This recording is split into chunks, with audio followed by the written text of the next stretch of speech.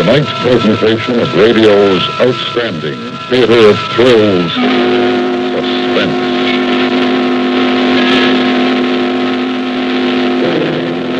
Tonight, the story of a rehearsal and a performance of murder. We call it The Cellar. So now, starring Mr. Eric Snowden, here is tonight's suspense play, The Cellar.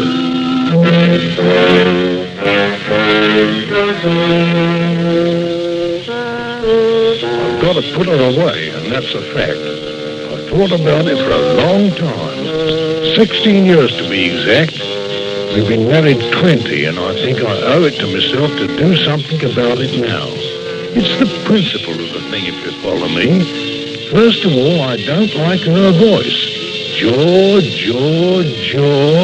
Horrible sound. She goes at it morning, noon, and night. You never heard the like.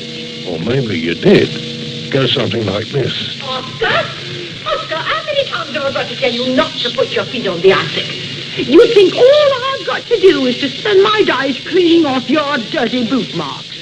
And for heaven's sake, I don't know, I'm sure why I've got to do everything in the house. It's bad enough the way I scrimp and save week in and week out to keep a crust of bread in our mouths. Never a nope, I'm sure, of having somebody to help with the work. I really don't know why you don't get a better position, always dreaming of what we're going to do. If you'd only have the backbone my old dad had, you'd stand up.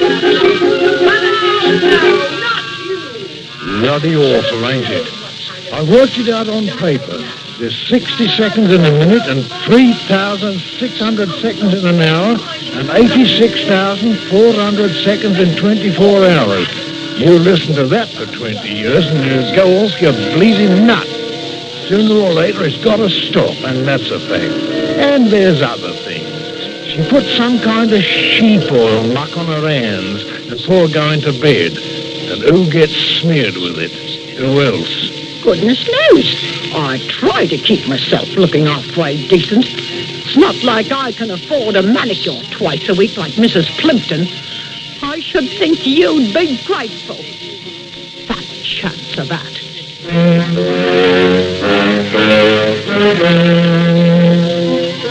You think that's not a good reason to do in your life? I don't mind telling you, it helps.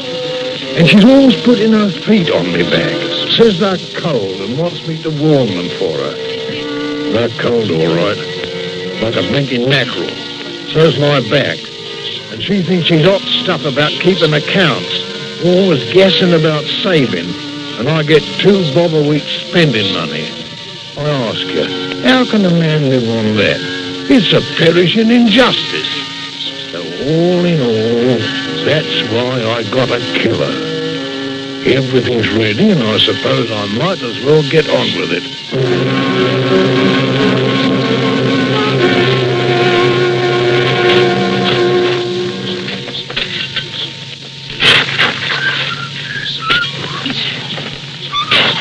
Well, there. That looks about right. Millie? What is it, Oscar? Could you come down for a minute, love? Where are you? In the cellar, sweetheart. I'm busy. It'll only take half a mo. I got something to show you down here. I work my fingers to the bone trying to get your supper, and you give a bad farthing, not much. Think I haven't got better things to do than buzz up and down every time you want something? Keep your hair on, love. It won't be long.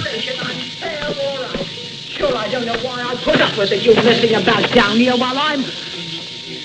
Oscar Wigan, what are you doing with my cellar? Why is it all dug up like that? You go on by me. Now, you put every scrap of that dirt back in the hole this minute. You hear me?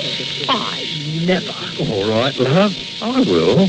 Don't worry. And don't you dare come upstairs till you've cleaned off your boots. I will not have that mess all over me clean kitchen floor. All right, old cough drop. I just wanted to get an idea of the size. It looks all right. What you talking about? Right for what? For you, dear. Lummy, you've been drinking. You've been drinking, that's what. Not a drop. I'm a teetotal, and you know that, Mill. No, Mill, no.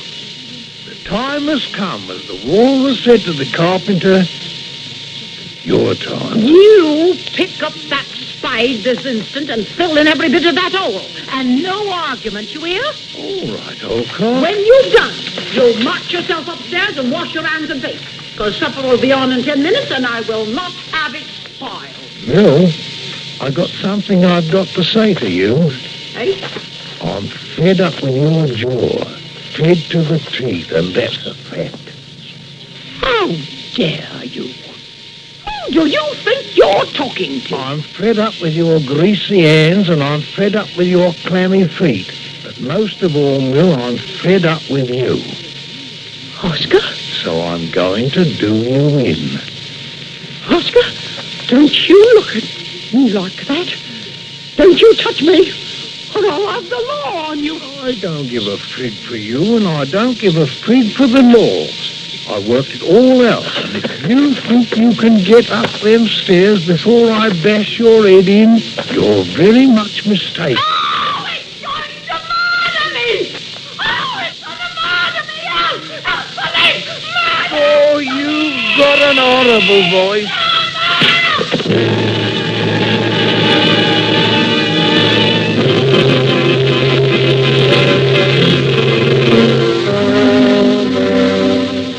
Mum always used to say, Oscar, if ever you do anything in this world, do it right.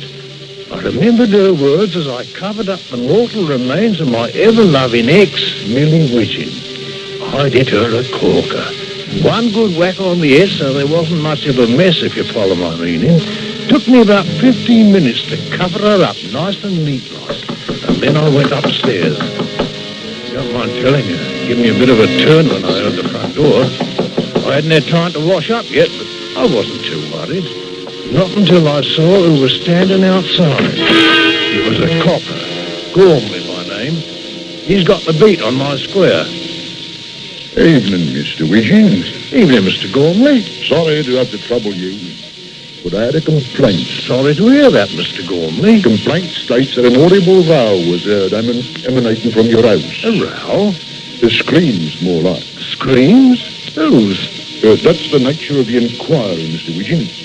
I'd be obliged if you could shed some light. Happy to, if I knew how I could help. The, missus at home? No, she ran off to the picture palace. You know these women in their ruddy pictures. What time did she go? Oh, dunno. About an hour ago. No one else here? Not a living soul except myself. You been doing any screaming, Mr. Widgeon? Not bloody likely. What do you take me for? All in the nature of the inquiry, Mr. Widgeon. No offence, I hope. None took, Mr. Gormley. Seeing as how I have me duty to perform, I hope you'll allow me to have a look about the premises, Mr. Widgeon. Seems to me a man's got his rights, but I always hold to aid in the law. If you're looking as aiding, help yourself, Mr. Gormley. You mind telling me what you're looking for? Two neighbours swear they heard the sounds coming from here. Maybe it was on the radio. Not on. It'll save me making a report, Mr. Widgeon. Very obliging of you, I'm sure. Well, I don't think there's a need to bother you anymore. I'll just, hello. Cut yourself? Huh? Oh, that no. Cutting up a bit of beef for grub. Thought I'd give the missus a nice surprise when she gets home. I was in the kitchen when you knocked.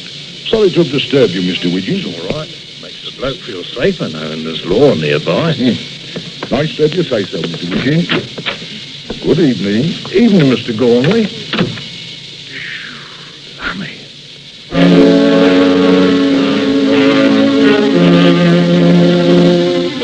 That was a close one, all right. But I handled it nicely.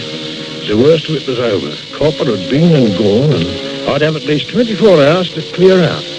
Maybe longer. At 8 o'clock, like I'd planned it, Aggie Jones turned up. Oh, what a bit of strawberry jam.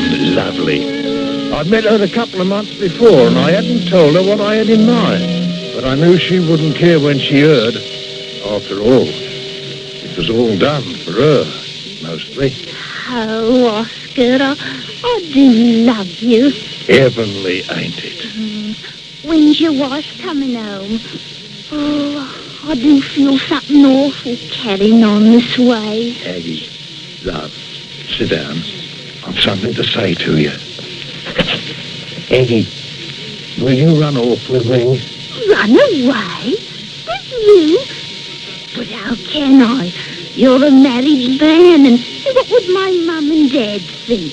Aggie, love, all I have is yours. You don't have to worry about a blinking thing. Everything is taken care of. Taken care of? But how? What's your wife going to say? She ain't going to say nothing.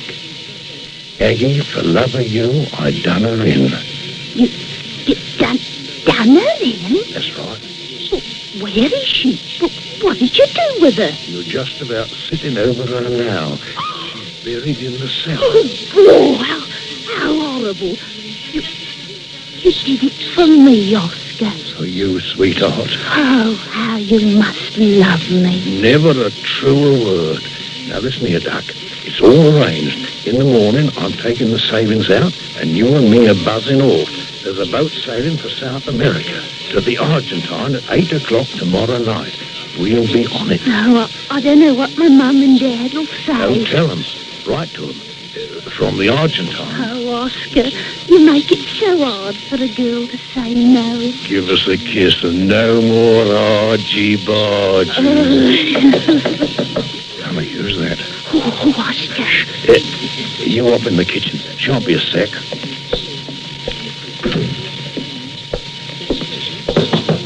All right. Knock it, I'm coming. Good evening, Oscar. Oh, it's you. Where's me daughter? Out. Won't be home for a bit. Then I'll wait. Oh, close the door, Oscar. There's a drop down me back.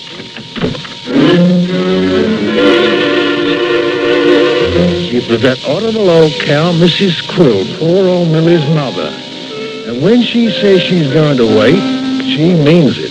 Last time it took 2 weeks to get rid of her. Now, what was I going to do about her?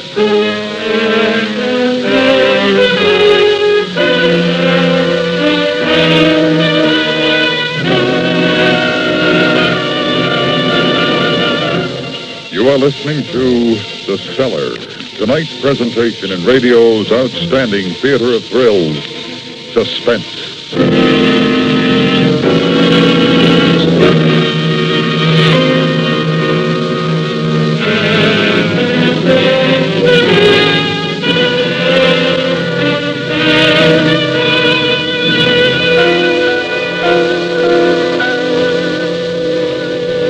You might ask me to sit down, Oscar Widgeon. Oh, yes.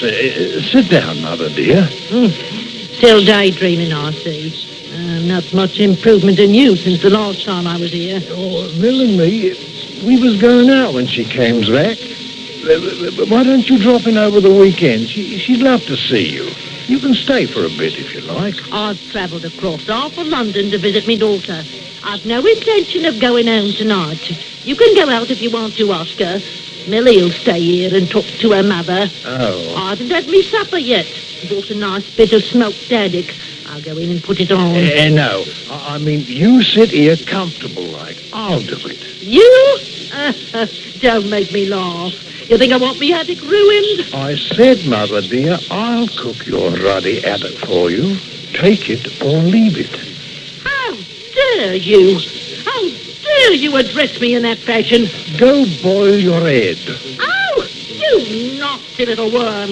Just wait until Millie hears about this. No, you wait. Matter of fact, this is my house, and I didn't hear no invitation for you to come in tonight. You've been drinking. Once and for all, I have not been drinking. Now, buzz off. I will not leave this house until my daughter comes in that door. I'm going to give you 10 seconds, Mother dear, to op it. Then I'm going to land you one you won't forget. Oh. 1, 2, You dare to hit an old woman. 3, 4, Don't lay an hand on me. 5, 6, 7, 8, 9, 10.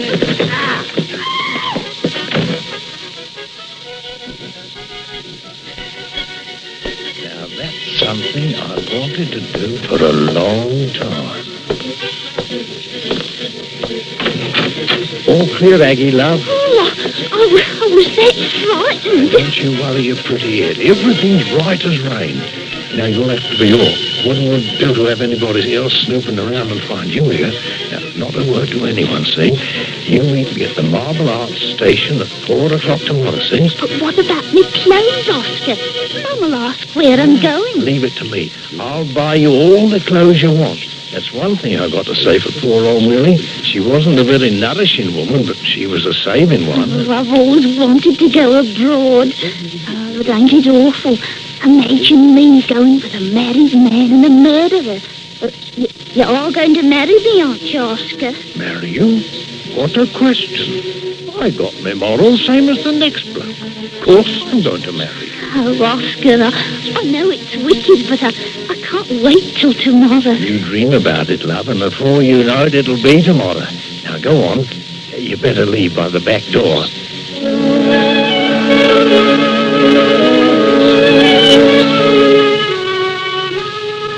Next morning at 10, I was in the bank. I had my slip made out to withdraw my savings, and a nice little drop it was too, 800 quid. I was waiting for the money when a tallish bloke comes up to me from behind a gate, all smiles and treacle he was. Mr. Widgeon? That's right. How do you do? I'm Mr. Forpall, the manager. I understand that you wish to withdraw your savings. That's right. I trust you found no fault with our service? No, just what's mine, that's all. Oh, of course, naturally. May I inquire as to the reason you're withdrawing the funds? Does there have to be a reason? Oh, no, not at all. But since you've been such a faithful depositor for so many years... Oh, well, the truth is, Mr. Forpall, me and the missus thought we'd take a bit of an holiday. You know, the Riviera. A little sunshine and parley-vous. Oh, yes, I see. Oh, then, of course, you want to leave a sum here with us? No, I want it all. But, my dear sir, you can't spend it abroad. Who says I can't? The government, sir, the government. A maximum of £50 may be taken out of the country. Yes. What are you giving me? But surely you know that it's common knowledge. Not to me it ain't. It's my money. I can do as I please with it. Here in England, yes, but you can't take it out. Oh, it's a ruddy injustice, that's what it is. I shan't argue the point, sir. I'm conservative. Well, that's your hard luck. Now, you hand over my money, see? What I do with it is my business. Up to it. Just as you please, Mr. Widgeon. Ah, Mr. Easterday. Oh, Mr. Easterday, I'd like to take I'm done. They've done me.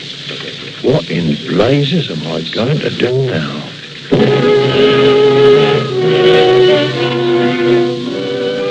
I shoved the 800 quid in my pocket and went home. And that's what I should never have done. Because when I got there, the old cow was standing in front of the door and the copper Gormley was with her. There he is, Constable. There he is. Ask him what he's done with my little daughter. Ask him. Ask mine, you meddling old hag. Now then. No language, if you please, Mr. Widgeon.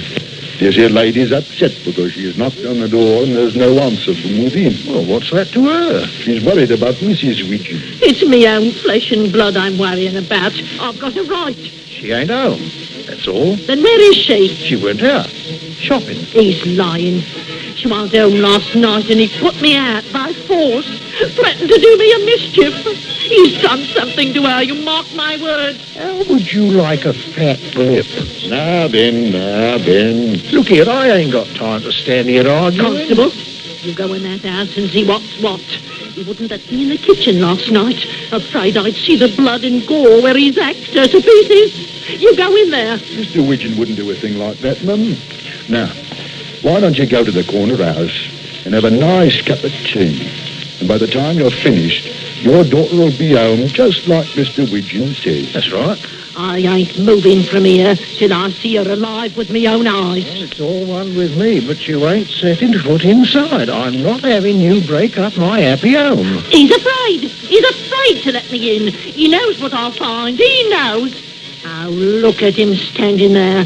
The stain of his horrible deed still in his wicked eyes. Mr. Widgeon, I hate to ask you, but to oblige, Will you let this lady come in and satisfy herself?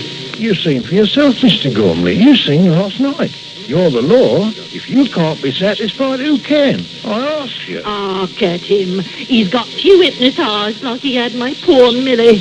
Talk a winkle off a pilly would, but not me. I'm on to in, I am. Mr. Widgeon, to oblige, let her have a look about. God blimey, what I have to put up with from this old gas bag. All right. But it's the last time. Don't say I didn't warn you.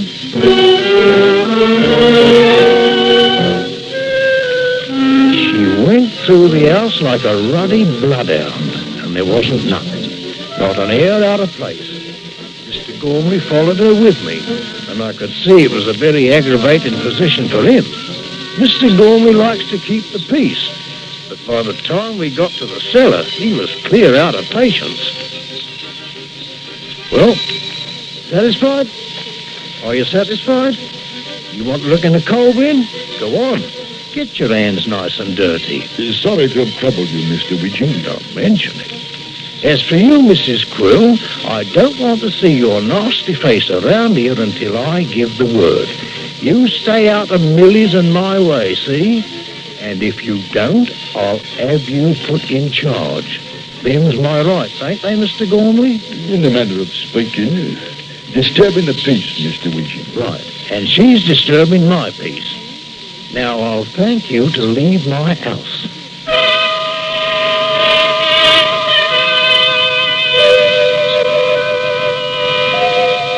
Of course, when you come right down to it, I suppose they're right. In a way, I am a dreamer. Always have been. To tell the truth, I ain't got no £800. Not even 80. There ain't no Aggie Jones. But I wish there was. There's only Millie's mother and Millie, and them greasy hands and cold feet and jaw. And if I aim for what I'm going to do, it'll be worth it. There. That looks about right. Millie? What is it, Doctor? Could you come down for a minute, love? In the cellar, sweetheart. It'll only take half a mo. I've got something to show you down here. One thing is another. Work my fingers to the bone. Trying to get yourself burned. Do you give a brass farthing? No. You think I haven't got better things to do than buzz up and down every time you want something? Keep your hair on, love. It won't be long. There'll be a little consideration. I'm fair wore out. I'm sure I don't know why I put up with it. Oscar Widgeon, what are you doing with my cellar? Why is it all dug up like that? You've gone balmy. Now you put every scrap of dirt back in the hole this minute. You hear me? Oh, I never. I just wanted to get an idea of the size. It looks about right. What are you talking about? Right for what? For you, dear.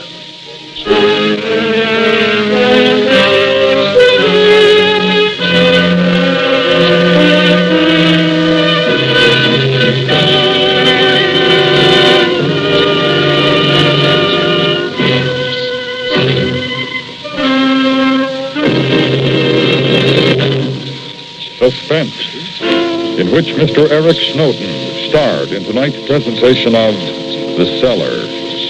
Next week, the story of a handcuffed man and a woman who holds the key to his freedom.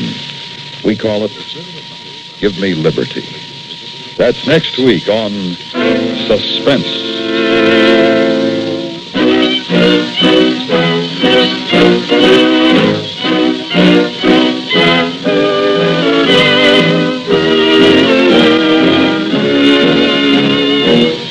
Suspense is produced and directed by Anthony Ellis, who wrote tonight's play.